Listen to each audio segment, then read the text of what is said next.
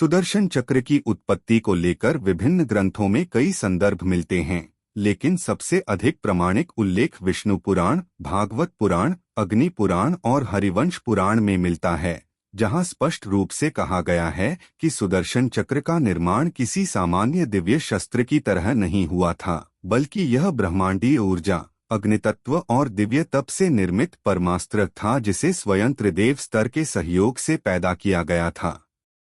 पुराणों के अनुसार भगवान विष्णु के लिए यह चक्र देवताओं के मुख्य शिल्पी विश्वकर्मा ने तैयार किया था, परंतु इस निर्माण के पीछे की असली प्रक्रिया केवल दिव्य धातु निर्माण तक सीमित नहीं थी। सुदर्शन चक्र के निर्माण में सूर्य की तेजस्विता, अग्नि का ताप, वज्र की कठोरता, काल की धार और ऋग्वैदिक यज्ञाग्नि के सातों रूपों की ऊष्मा का संयोजन किया गया था। अग्नि पुराण के अनुसार विश्वकर्मा ने सूर्यदेव के अत्यधिक तेज से बनी दिव्य ऊर्जा को नियंत्रित करने के लिए उसका कुछ अंश काटकर उसे अतितीक्ष्ण चक्र रूप में ढाला था, और यही ऊर्जा बाद में विष्णु को समर्पित की गई। इस प्रक्रिया को सूर्यतेज नियंत्रण कहा गया है, जिससे संकेत मिलता है कि सुदर्शन चक्र कोई साधारण धातु का चक्र नहीं, बल्कि संघनित प्रकाश ऊर्जा, अग्नितत्व और सूक्ष्म ब्रह्मांडीय तरंगों से बना एक ऐसा शस्त्र था जो समय, दिशा और दूरी की सीमाओं से परे काम कर सकता था। कई ग्रंथों में यह भी उल्लेख मिलता है कि सुदर्शन चक्र मूलतः विष्णु के नित्य स्वरूप का हिस्सा भी है, यानी यह केवल भौतिक शस्त्र नहीं बल्कि विष्णु की संकल्प शक्ति का रूप है, जिसे भौतिक ब्रह्मांड में प्रकट करने के लिए विश्वकर्मा ने अपनी दिव्य तकनीक का उपयोग किया।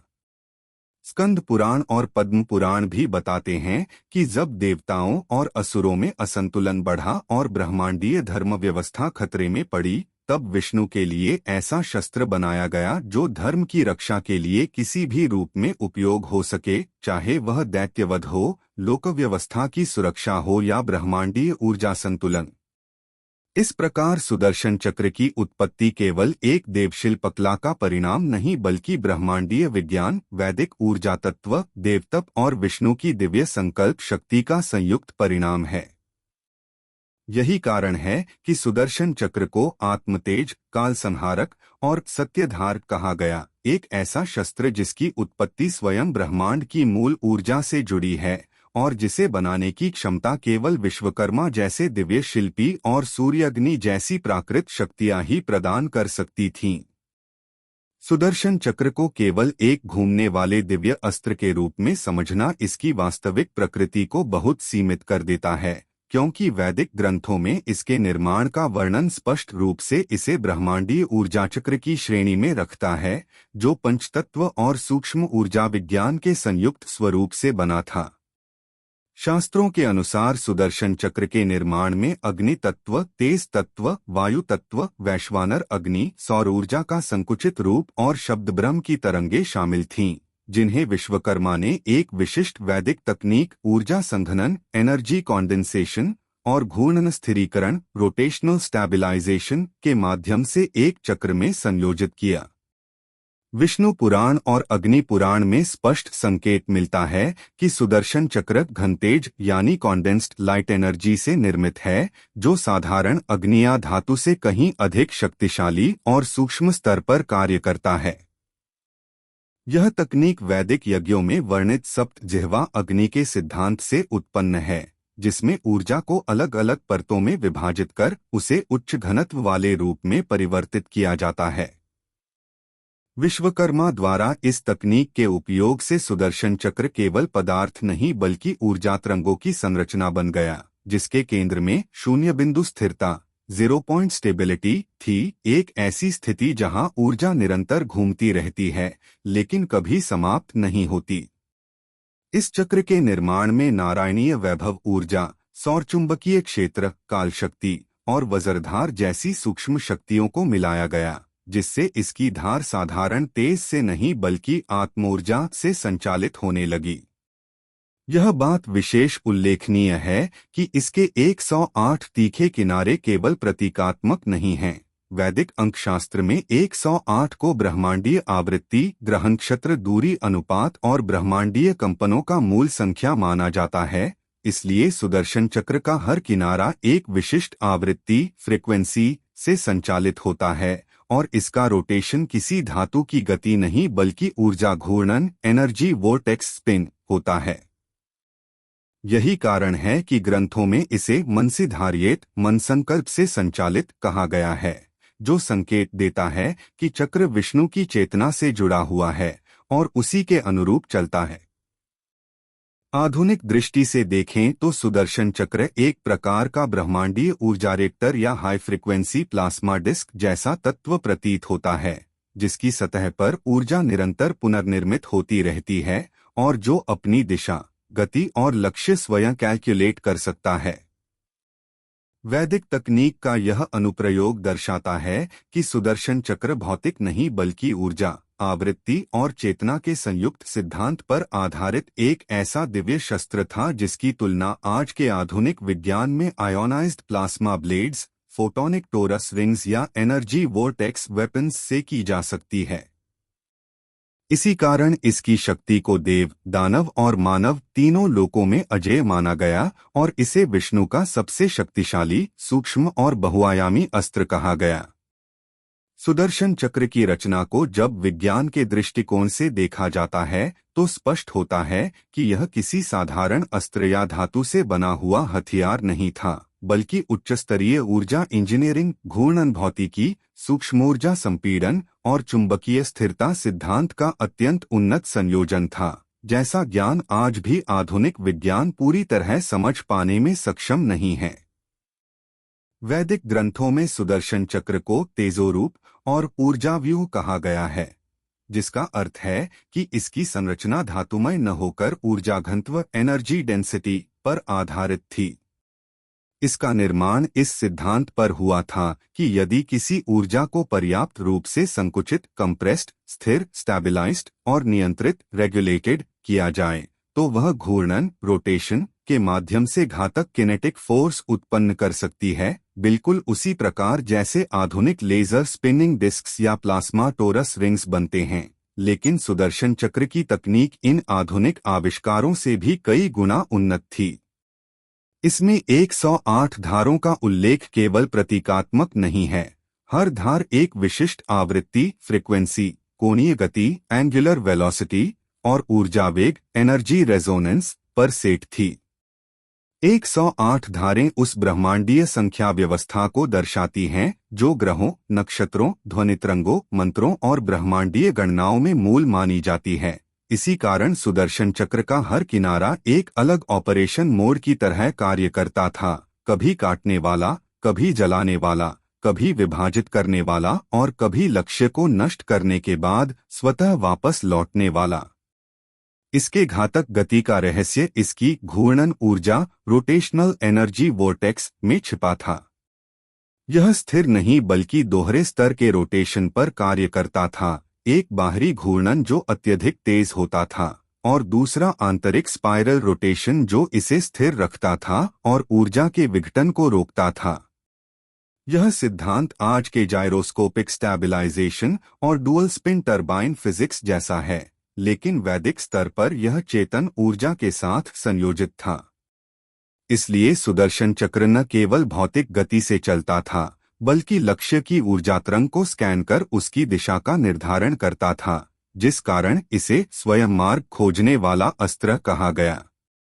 इसका लौटकर वापस आना किसी जादू का परिणाम नहीं था, यह केंद्र चेतना अनुनाद, सेंट्रल कॉन्शियसनेस रेजोनेंस का परिणाम था, जिसमें चक्र विष्णु की ऊर्जा आभा से जुड़े होने के कारण किसी भी दूरी से वापस उसी फ्रीक्वेंसी के स्रोत पर लौट आता था।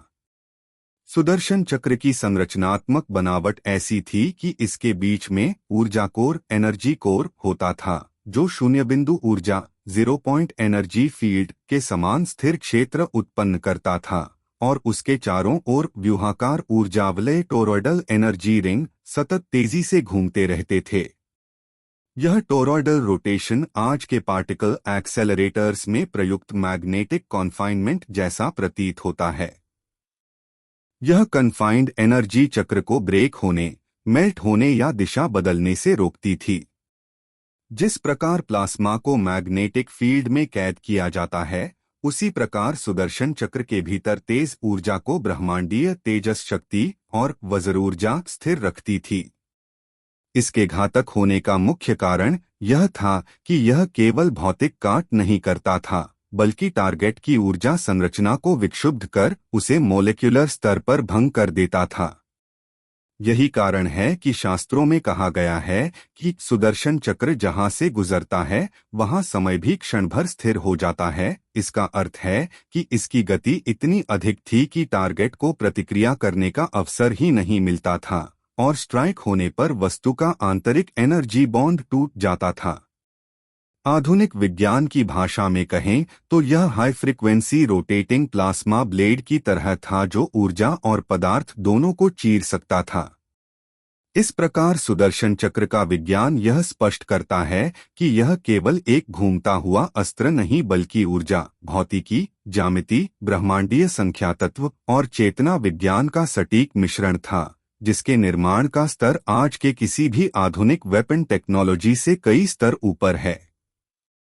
सुदर्शन चक्र का सबसे अद्भुत और आधुनिक विज्ञान को चुनौती देने वाला पहलू उसका लक्ष्य अनुसरण टारगेट लॉक सिस्टम था, जिसके कारण यह किसी भी लक्ष्य को छोड़ता नहीं था और चाहे दुश्मन कितनी भी दूर भाग जाए, दिशा बदल ले, छिप जाए या आकाश में उड़ जाए, चक्र स्वयं उसे खोजकर भेद देता था।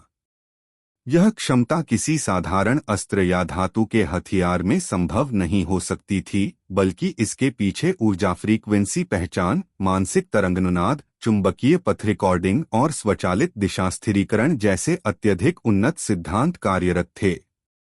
वैदिक ग्रंथ बताते हैं कि सुदर्शन चक्र कर्ता की संकल्प शक्ति से संचालित होता था। इसका अर्थ यह नहीं कि केवल इच्छा से चक्र चलता था, बल्कि चक्र धारणकर्ता की चेतन ऊर्जा हस्ताक्षर कॉन्शसनेस सिग्नेचर से जुड़ा होता था। जब भी विष्णु या उनके अवतार किसी लक्ष्य पर विचार केंद्रित करते थे, वह विचार तरंग थॉट फ्रिक्वेंसी वेव चक्र तक पहुंचती थी और चक्र उसी टारगेट की ऊर्जा तरंग को लॉक कर लेता था।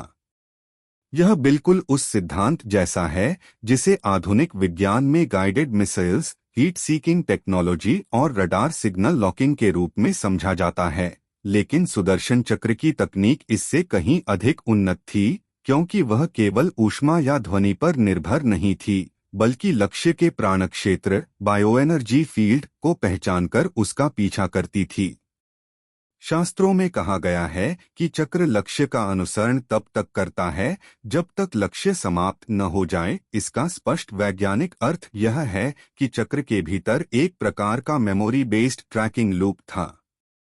जैसे आज के स्मार्ट मिसाइल्स टारगेट की स्पीड, डायरेक्शन और फ्यूचर पाथ की गणना करते हैं, उसी तरह सुदर्शन चक्र लक्ष्य की गतिज लय, किनेमैटिक रिदम, ऊर्जा कंपन, एनर्जी वाइब्रेशन और आभामंडल पैटर्न ऑयरा सिग्नेचर को स्कैन करता था और लक्ष्य चाहे 100 बार दिशा क्यों न बदल ले, चक्र उसके भावी मार्ग की भविष्यवाणी कर लेता था।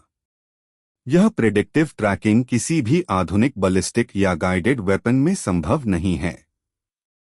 सुदर्शन चक्र की लक्ष्य पहचान टारगेट आइडेंटिफिकेशन प्रणाली 3 स्तरों पर कार्य करती थी। एक ऊर्जा फ्रीक्वेंसी पहचान, एनर्जी फ्रीक्वेंसी रीडिंग हर जीव और वस्तु एक विशिष्ट आवृत्ति पर कंपन करता है। चक्र इस आवृत्ति को स्कैन कर उसकी पहचान सुनिश्चित करता था। 2 आत्मिक तरंग अनुनाद साइकिक रेजोनेंस, जब विष्णु किसी लक्ष्य की ओर इसे फेंकते, उनकी ध्यानऊर्जा उस लक्ष्य के साथ एक मानसिक लिंक बना देती थी, जिसे चक्र डिकोड करके दिशा तय करता था। 3 चुंबकीय पथ निर्धारण मैग्नेटिक ट्रेजेक्टरी मैपिंग, पृथ्वी के चुंबकीय क्षेत्र जियोमैग्नेटिक फील्ड का उपयोग करके चक्र फ्लाइट पाथ को लगातार एडजस्ट करता था ताकि कोई भी बाधा उसके मार्ग को विचलित न कर सके। चक्र का टारगेट लॉक इतना मजबूत था कि इसे चेतन अस्त्र कहा गया, अर्थात चक्र अपने परिवेश को महसूस कर सकता था, दिशा बदल सकता था, गति परिवर्तित कर सकता था और लक्ष्य मिलने तक किसी भी दिशा से हमला करने में सक्षम था। आधुनिक विज्ञान में इसे ऑटोनॉमस इंटेलिजेंट वेपन सिस्टम कहा जाता है, जिसकी तकनीक अभी भी पूरी तरह विकसित नहीं हो पाई है। सबसे अद्भुत बात यह थी कि सुदर्शन चक्र हवा, जल, आकाश या किसी भी माध्यम में समान रूप से कार्य कर सकता था। इसका कारण यह है कि यह किसी बाहरी बल पर निर्भर नहीं था, बल्कि इसके भीतर निर्मित घूर्णन ऊर्जा कोर रोटेशनल एनर्जी कोर निरंतर प्रोपल्शन देता था। इस कारण चक्र की गति बाधाओं से प्रभावित नहीं होती थी।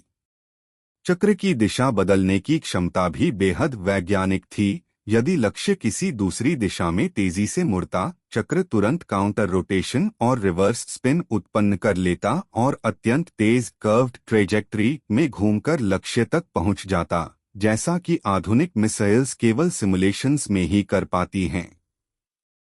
यही कारण है कि चक्र को अनवरत अनुगामी अस्त्र कहा गया। अंत में टारगेट लॉक का मूल शास्त्रीय सिद्धांत यह बताता है कि सुदर्शन चक्र केवल भौतिक अस्त्र नहीं बल्कि चेतन ऊर्जा और वैज्ञानिक ज्यामिति का ऐसा अद्वितीय संयोजन था जो लक्ष्य की ऊर्जा तरंग को पहचानकर अनवरत उसका पीछा करता था। इसी कारण यह कभी चूकता नहीं था और यह हमेशा लक्ष्य को भेद कर ही लौटता था।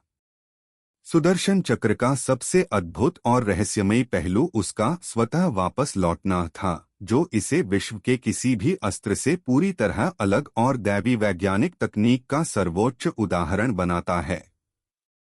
यह वापसी प्रक्रिया केवल एक धार्मिक चमत्कार नहीं थी बल्कि उन्नत ऊर्जागति विज्ञान, चेतन प्रतिसाद, कॉन्शियस रेजोनेंस, घूर्णन स्थिरता, रोटेशनल स्टैबिलाइजेशन और धारकाधारित आह्वान वील्डर लिंक रिकॉल के जटिल सिद्धांतों से संचालित होती थी। शास्त्र बताते हैं कि सुदर्शन चक्र अपने धारक श्री विष्णु से एक चेतन ऊर्जा बंधन कॉन्शियस एनर्जी बॉन्ड द्वारा हमेशा जुड़ा रहता था।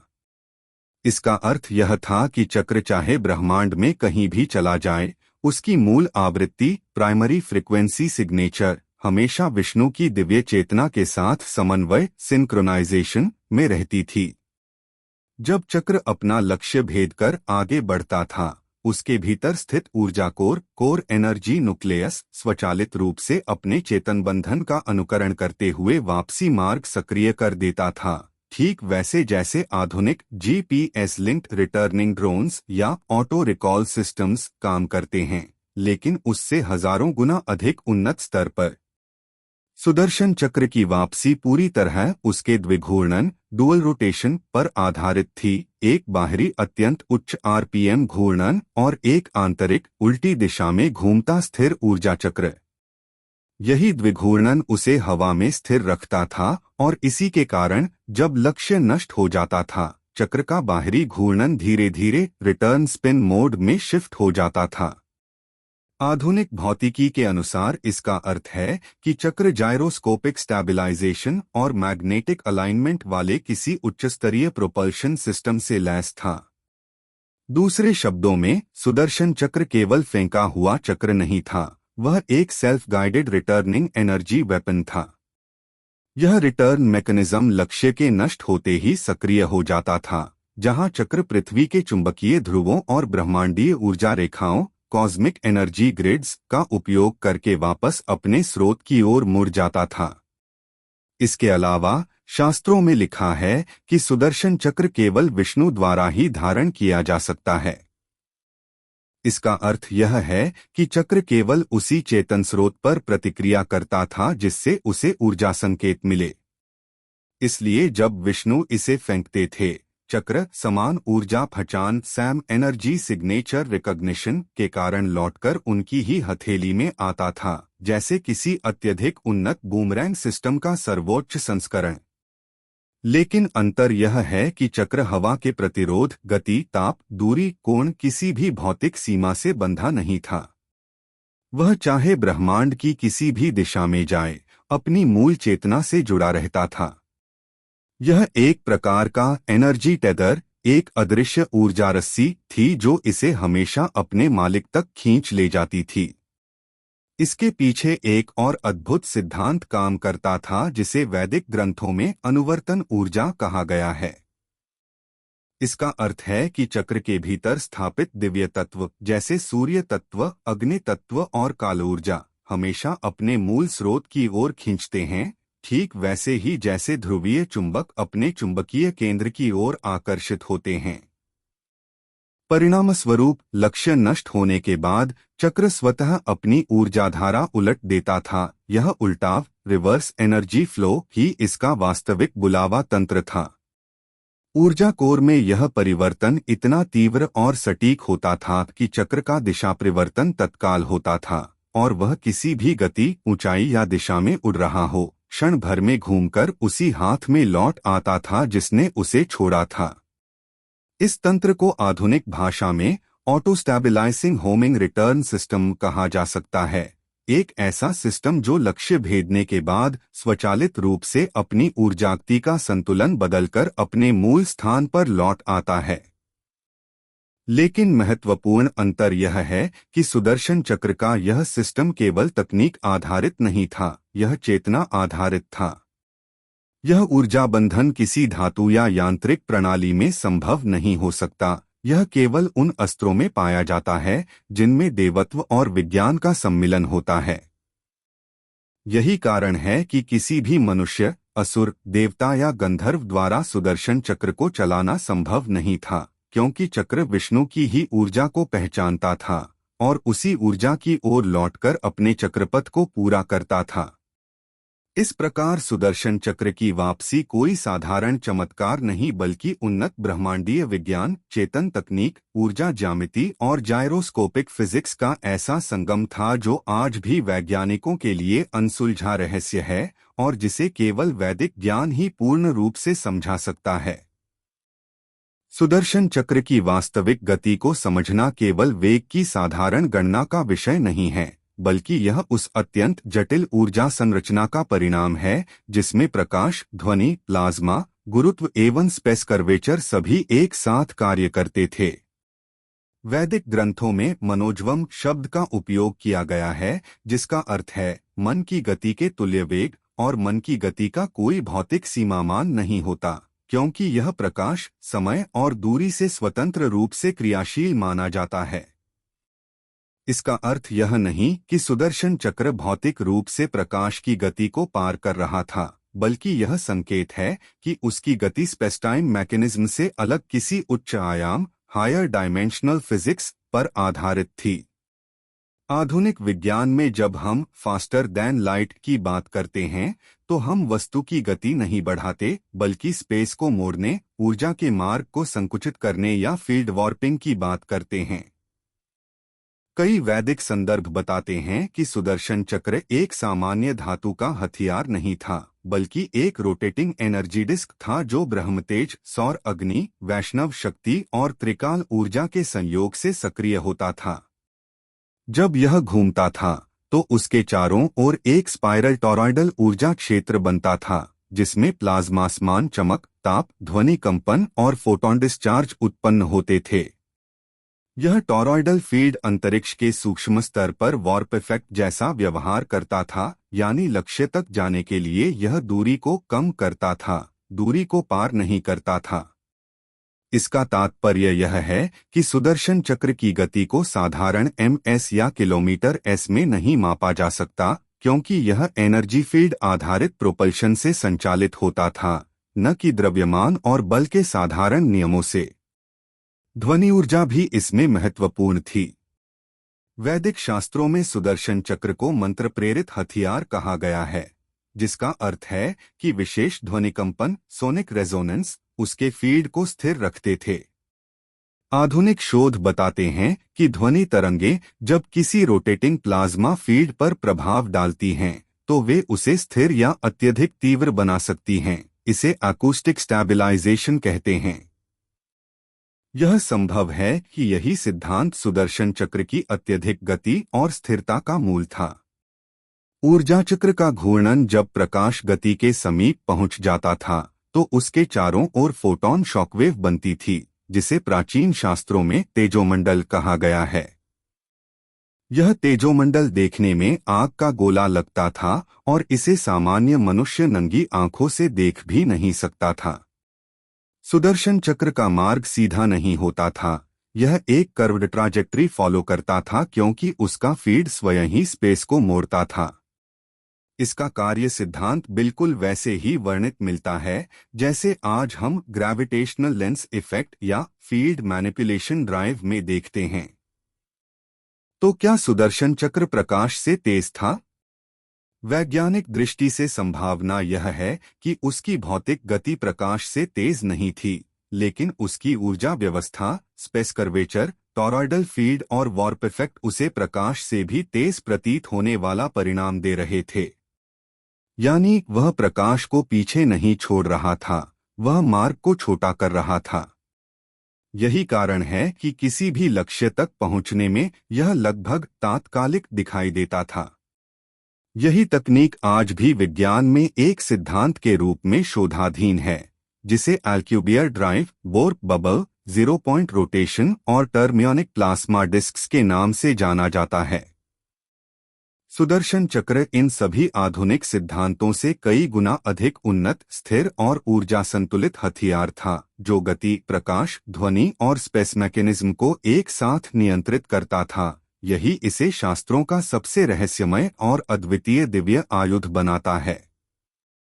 सुदर्शन चक्र की विनाशकारी क्षमता केवल उसके घूमने की गति से नहीं आती थी, बल्कि उस बहुस्तरीय ऊर्जा संरचना से उत्पन्न होती थी, जो घूर्णन के साथ साथ ताप ऊर्जा, ध्वनि तरंग, फोटॉन विस्फोट और मैग्नेटिक करंट को एक साथ मुक्त करती थी। शास्त्रों में वर्णित तेजोमय और अग्निचक्र जैसे शब्द किसी साधारण प्रतीकात्मक व्याख्या का हिस्सा नहीं थे। यह चक्र वास्तव में इतना तीव्र ताप उत्पन्न करता था कि उसके मार्ग में आने वाली किसी भी वस्तु की ठोस संरचना तुरंत विखंडित या दग्ध हो सकती थी। आधुनिक विज्ञान के अनुसार जब कोई वस्तु अल्ट्रा हाई आरपीएम पर घूमती है और उसके आसपास आयनीकरण आयोनाइजेशन का क्षेत्र बनता है, तो उस क्षेत्र में तापमान कई हजार डिग्री तक जा सकता है। सुदर्शन चक्र में यही सिद्धांत अत्यधिक उच्च दिव्य ऊर्जा के साथ लागू था, जिससे उसके चारों ओर एक प्लाज्मा जैसी अग्नि परत बन जाती थी, जिसे शास्त्रों में वैष्णव अग्नि कहा गया है। इसके चलते चक्र जिस वस्तु को स्पर्श करता था, वह केवल कटकर गिर नहीं जाती थी, बल्कि वाष्पित, छिन्न-भिन्न या सूक्ष्म कणों में परिवर्तित हो जाती थी। ध्वनि तरंगे भी उसकी विनाश शक्ति का महत्वपूर्ण हिस्सा थीं।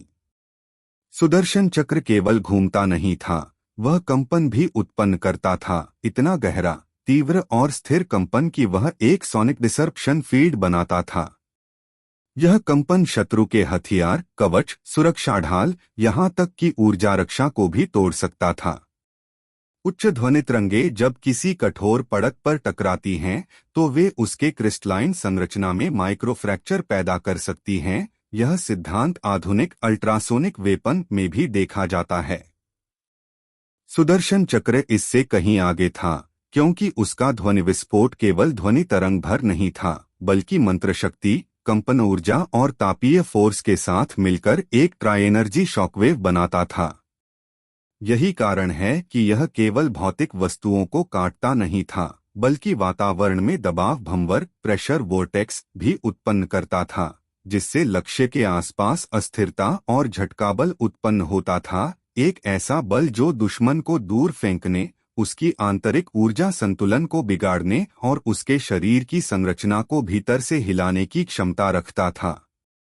इसके अलावा सुदर्शन चक्र की वास्तविक विनाशकारी शक्ति उसके फील्ड डिस्प्लेसमेंट इफेक्ट में भी थी।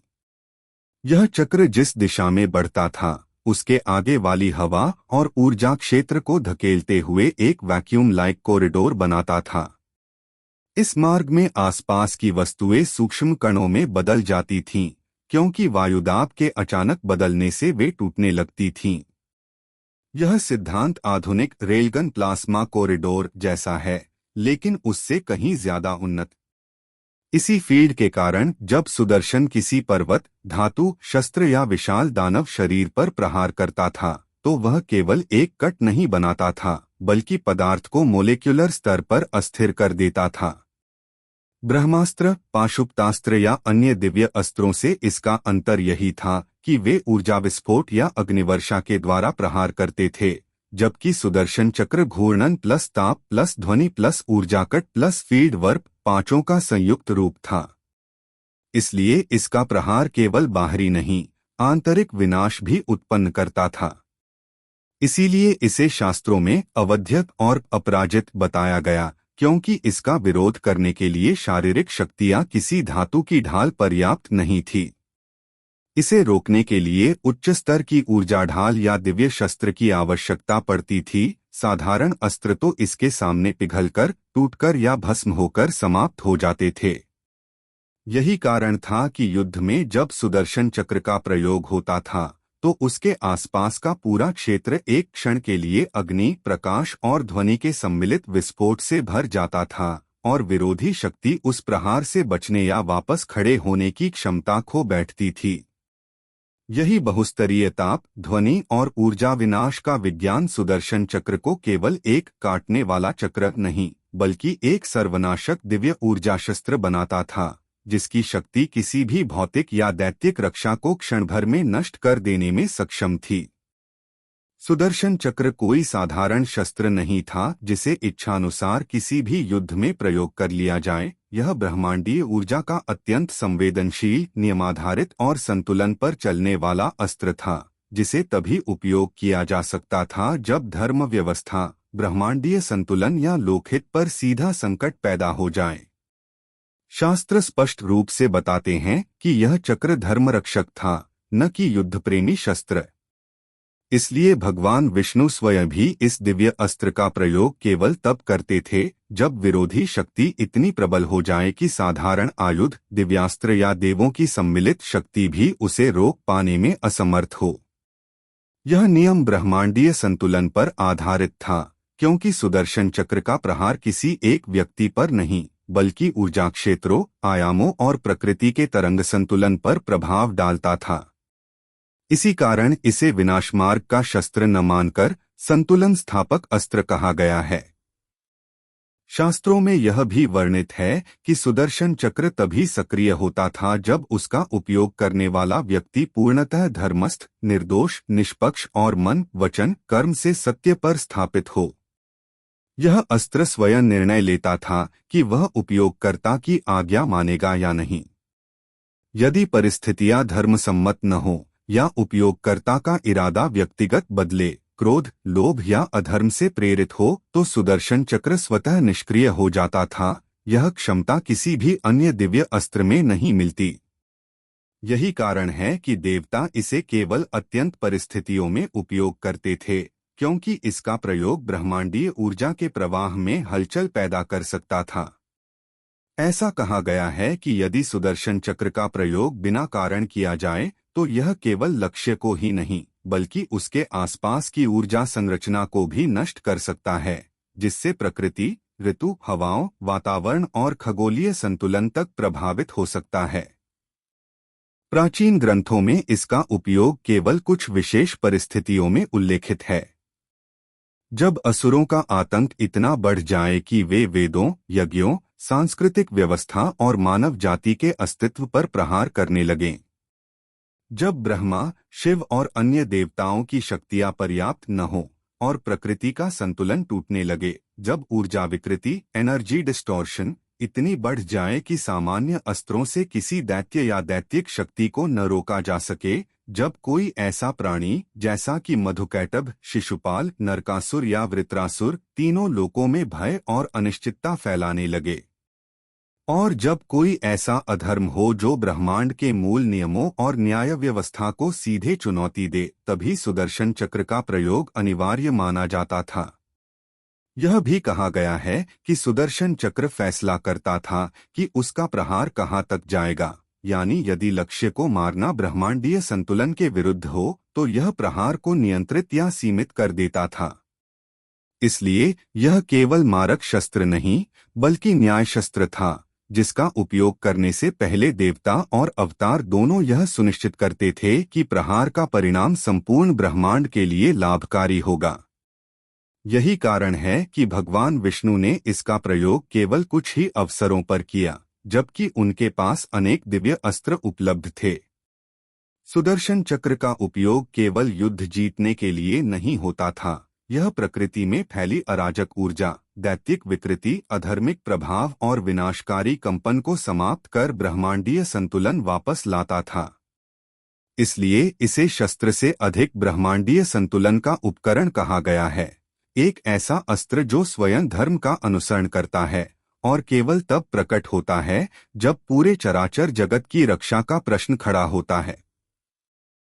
सुदर्शन चक्र का संचालन साधारण शस्त्र नियंत्रण जैसा नहीं था। यह न तो हाथ की ताकत से चलाया जाता था, न ही किसी यांत्रिक तकनीक से, बल्कि यह पूर्णतः चेतना आधारित नियंत्रण तकनीक यानी कॉन्शसनेस एनर्जी इंटरफेस पर काम करता था, जहां भगवान विष्णु या कृष्ण की मानसिक, आध्यात्मिक और दिव्य ऊर्जा सीधे चक्र के ऊर्जा तंत्र से जुड़ जाती थी। शास्त्रों में स्पष्ट उल्लेख है कि सुदर्शन चक्र किसी भी साधारण देव या मानव के लिए उपलब्ध नहीं था, क्योंकि इसे चलाने के लिए आवश्यक था पूर्ण ब्रह्मज्ञान, उच्चतम चेतना स्तर, स्थिर मन शक्ति, शुद्ध संकल्प और प्रकृति तत्वों पर अधिकार। यही कारण है कि सुदर्शन चक्र केवल विष्णु तत्व के साथ ही सक्रिय होता था। विष्णु और कृष्ण दोनों ही विश्व चेतना, यूनिवर्सल कॉन्शसनेस का प्रतिनिधित्व करते हैं, और यही चेतना सुदर्शन चक्र के वास्तविक नियंत्रण का आधार थी। सुदर्शन चक्र को चलाने के लिए भगवान विष्णु या कृष्ण पहले अपनी चेतना को अत्यंत सूक्ष्म स्तर पर केंद्रित करते थे, जहां उनकी मानसिक तरंगें, ऊर्जा कंपन और दिव्य संकल्प सीधे चक्र की आंतरिक ऊर्जाधुरी से जुड़ जाते थे। इस प्रक्रिया को आधुनिक भाषा में न्यूरल एनर्जी सिंक्रोनाइजेशन कहा जा सकता है, जहां आदेश शब्दों से नहीं बल्कि संकल्प ऊर्जा से दिया जाता था। यही कारण है कि जब कृष्ण अर्जुन के रथ में बैठकर युद्ध करते थे, तब वे बिना किसी देरी के सुदर्शन चक्र को बुला सकते थे। यह ऐसा नहीं था कि वे हाथ उठाकर चक्र को फेंकते हों, बल्कि चक्र उनके चेतना आदेश पर स्वयं प्रकट होता, घूमता और आकाश में लक्ष्य की ओर बढ़ जाता था। इसी चेतन नियंत्रण का प्रमाण कृष्ण द्वारा श्यामंतक मणि घटना, शिशुपाल वध, नारकासुर वध, द्रौपदी रक्षा और अर्जुन रक्षा जैसे कई अवसरों पर दिखाई देता है। उदाहरण के लिए, जब शिशुपाल ने 100 अपराधों की सीमा पार की, तब कृष्ण ने कोई युद्ध मुद्रा नहीं बनाई, बल्कि एक क्षणिक संकल्प से सुदर्शन चक्र को बुलाया और चक्र ने स्वतः प्रकट होकर शिशुपाल का वध किया। यह दर्शाता है कि सुदर्शन चक्र लक्ष्य को विष्णु संकल्प से पहचानता था, न कि दिशा निर्देशों से। इसी प्रकार द्रौपदी चीरहरण के समय कृष्ण ने हस्तिनापुर के दरबार में शारीरिक रूप से उपस्थित हुए बिना सुदर्शन ऊर्जा को सक्रिय किया और दैवीय संरक्षण प्रदान किया। यह दर्शाता है कि सुदर्शन चक्र का नियंत्रण स्थान पर निर्भर नहीं बल्कि चेतना कनेक्शन पर आधारित था, यानी यह एक क्वांटम लाइक एनर्जी रिस्पॉन्स था। जब भगवान विष्णु इसका संचालन करते हैं, तब चक्र की गति, दिशा, ऊंचाई, शक्ति स्तर और वार्तीव्रता सभी सीधे उनकी मानसिक तरंगों से नियंत्रित होती हैं। चक्र की गति इतनी तेज होती है कि आधुनिक शब्दों में इसे हाइपरसोनिक रोटेशनल फील्ड कहा जा सकता है, जो केवल वही नियंत्रित कर सकता था जिसकी चेतना ऊर्जा स्थिर, अभेद्य और ब्रह्मांड सदृश हो। कृष्ण जैसे अवतार के पास यह क्षमता इसलिए थी क्योंकि वे पूर्ण योगेश्वर, साक्षात विष्णु तत्व और त्रिकालदर्शी चेतना के धनी थे। इसी कारण चक्र उनके हाथ में कभी गलत नहीं जाता, न बेअसर होता, न अनियंत्रित। शास्त्रों में वर्णित यह भी है कि सुदर्शन चक्र और विष्णु कृष्ण की चेतना के बीच एक द्विपक्षीय ऊर्जा संपर्क, टू वे कॉन्शियसनेस फीडबैक, चलता था। इसका अर्थ है कि चक्र भी अपनी दिशा, गति और लक्ष्य की स्थिति की जानकारी ऊर्जा संकेतों के माध्यम से विष्णु तक भेजता था। यही कारण है कि चक्र कभी भी गलत लक्ष्य पर नहीं जाता। यह केवल बाहरी शस्त्र नहीं बल्कि एक सेंशिएंट एनर्जी वेपन था, जो केवल सही उद्देश्य पर वार करता था। इस चेतना आधारित संचालन का परिणाम यह हुआ कि सुदर्शन चक्र का उपयोग कभी अनियंत्रित विनाश के लिए नहीं हुआ। कृष्ण ने इसका प्रयोग केवल तब किया जब धर्म खतरे में था, जैसे नरकासुर के समय, जब सामान्य अस्त्र उस दैत्य की आध्यात्मिक कवच को भेद नहीं सकते थे। विष्णु और कृष्ण दोनों ही जानते थे कि चक्र का एक ही वार ब्रह्मांडीय ऊर्जा संतुलन को प्रभावित कर सकता है, इसलिए इसे केवल वही चला सकता था जिसकी चेतना ब्रह्मांड के नियमों के साथ पूर्णतः समन्वित हो। इस प्रकार सुदर्शन चक्र और विष्णु कृष्ण का संबंध साधारण शस्त्र योद्धा जैसा नहीं, बल्कि चेतना और ऊर्जा के अद्वितीय मिलन जैसा है, जहां आदेश शब्दों से नहीं बल्कि संकल्प से दिया जाता है, और शस्त्र धातु का नहीं बल्कि दिव्य ऊर्जा चेतना का रूप है, जो केवल उसी के हाथ में जागृत होता है जो स्वयं धर्म का वाहक हो। सुदर्शन चक्र की तुलना जब हम आधुनिक युग के उन्नत हथियारों जैसे कि hypersonic missiles, laser guided weapons, autonomous drones, smart bombs और इलेक्ट्रोमैग्नेटिक रेगन्स से करते हैं, तो यह समझ आता है कि यह अस्त्र केवल एक हथियार नहीं था बल्कि अत्यंत उन्नत वैज्ञानिक सिद्धांतों, चेतना ऊर्जा इंटरफेस, उच्च आवृत्ति कंपन और ब्रह्मांडीय ऊर्जा नियंत्रण का सबसे उत्कृष्ट उदाहरण था। आधुनिक हथियारों में मार्गदर्शन प्रणाली, guidance system, computer, sensor, radar और कृत्रिम बुद्धिमत्ता पर निर्भर होती है, लेकिन सुदर्शन चक्र का मार्गदर्शन किसी बाहरी तकनीक पर नहीं बल्कि उपयोगकर्ता की चेतना, आवृत्ति, भावनात्मक स्थिरता और आध्यात्मिक क्षमता पर आधारित माना जाता है, जो इसे आज के किसी भी वेपन गाइडेंस टेक्नोलॉजी से अरबों गुना अधिक सटीक बनाता है।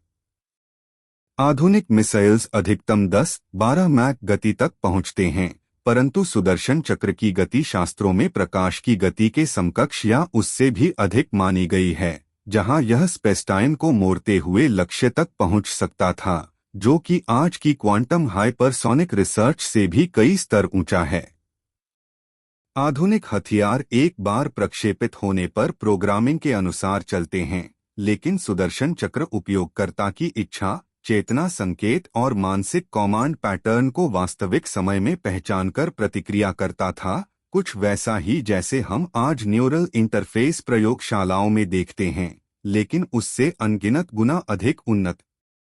आधुनिक हथियार लक्ष्य बदल सकते हैं, लेकिन सुदर्शन चक्र लक्ष्य चुनता नहीं था बल्कि लक्ष्य की कंपन आवृत्ति पहचानकर उसके वास्तविक अस्तित्व स्रोत पर वार करता था, जो इसे anti missile defence systems, EMP weapons, laser cannons और बैलिस्टिक मिसाइल्स सभी से आगे ले जाता है।